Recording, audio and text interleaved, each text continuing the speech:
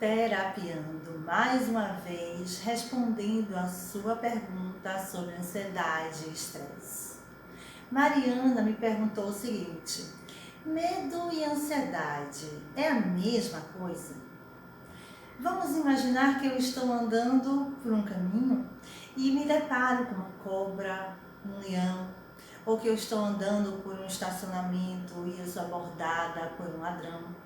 Ou eu estou andando dentro de um carro, de um transporte e acontece um acidente. Então, nesse exato momento em que acontecem essas coisas, eu sinto medo. Ou seja, o medo me provoca uma série de alterações fisiológicas como resposta a uma situação de ameaça e de perigo que está acontecendo nesse exato momento. Então, diante de um leão, de uma cobra, de um ladrão, de um acidente, por exemplo, o corpo reage com uma fisiologia e um sentimento de medo.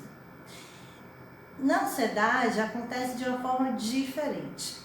A ansiedade me traz, sim, alterações também fisiológicas, mas diante de uma situação hipotética, uma situação que está me trazendo preocupação, uma situação que poderá ou não acontecer no momento longínquo. Então, a ansiedade traz uma fisiologia de medo, mas ela me diz de algo que não está acontecendo agora.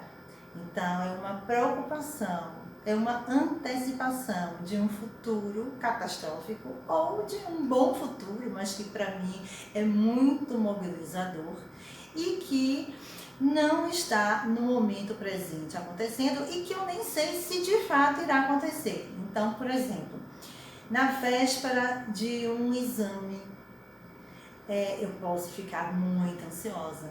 Na véspera de uma prova muito importante, de uma entrevista de emprego, um evento que eu estou programando, uma palestra, de uma viagem que eu quero muito. E aí começam a vir diversos pensamentos de preocupação. Ai, será que vai dar certo? Será que não vai dar certo? Será que vai acontecer algo que vai prejudicar? Será que tudo que eu planejei está correto? Será que eu esqueci alguma coisa? O que é que falta eu fazer? Então, essa série de pensamentos chamados intrusivos, que ficam assim, ó, martelando na nossa cabeça, nada mais é do que um acesso, né, de ansiedade. Então, a ansiedade tem a ver com um medo hipotético, um medo imaginário, um medo antecipado, né, de algo, e um medo mesmo se refere ao momento presente, uma ameaça, um perigo real. Patrícia me perguntou também: a ansiedade e a depressão tem a ver? Vamos entender o seguinte, que a ansiedade é uma adaptação do nosso organismo a uma sensação, a uma realidade que eu considero que seja ameaçadora à minha sobrevivência, à minha vida. A depressão tem muitas outras raízes, é considerado um transtorno de humor. Mas sim, hoje já existem diversas pesquisas que já nos falam de que tem algumas depressões, e eu acho até que grande parte delas, né, tem um fundo ansioso. Então, existem vários níveis de depressão, vários tipos de depressão. Então, a gente às vezes acha que a pessoa está ali sorrindo, está tranquila, está funcionando bem, que ela está feliz e ela não tem depressão. Não, existem vários tipos de depressão, a gente pode tratar isso em outro momento.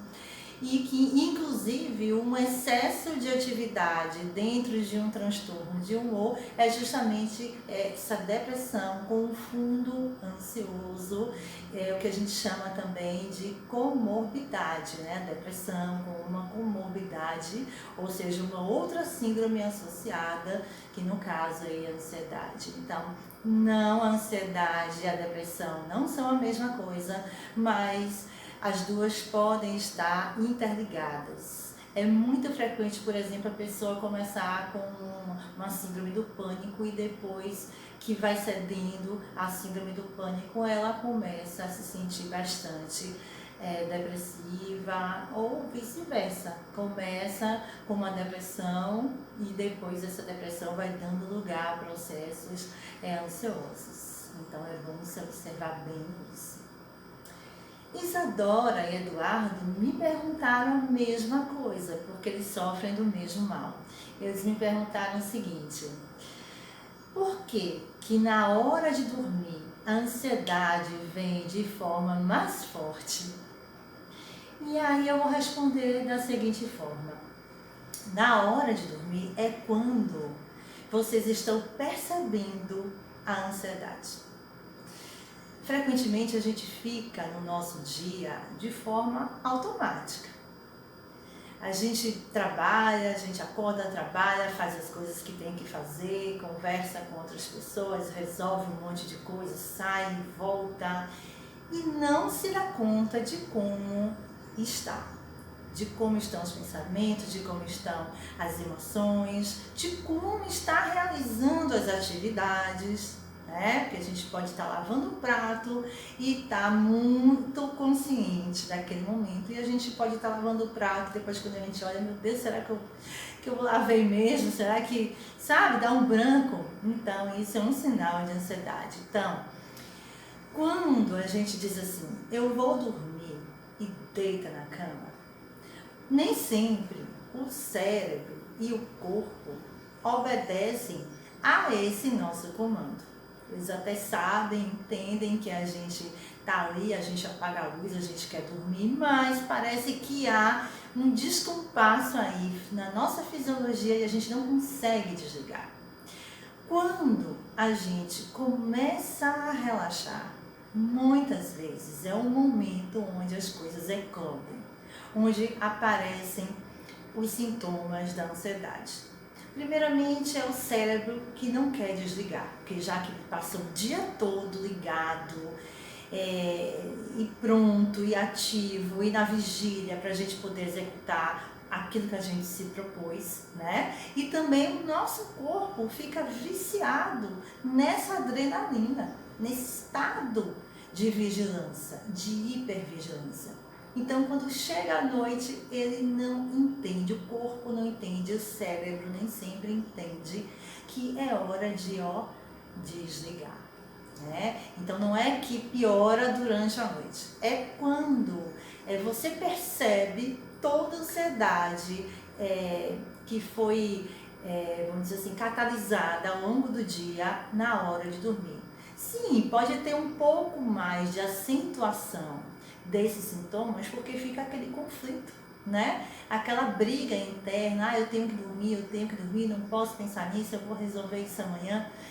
Então a melhor coisa seria não lutar contra esses sintomas, deixar que os sintomas venham, como assim, sabe quando uma criança vem e pede ajuda, mamãe, não consigo dormir, mamãe, tá doendo aqui, dói a barriga, o que a gente faz? A gente acolhe, né?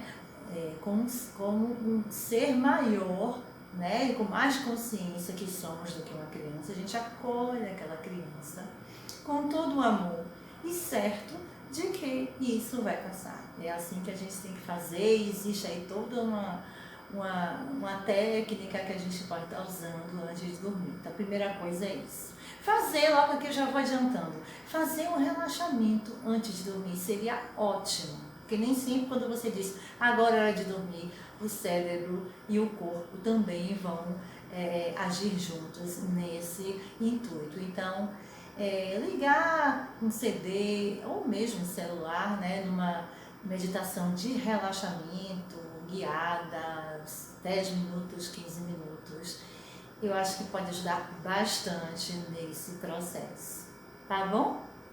Até o próximo vídeo, fica bem e namastê!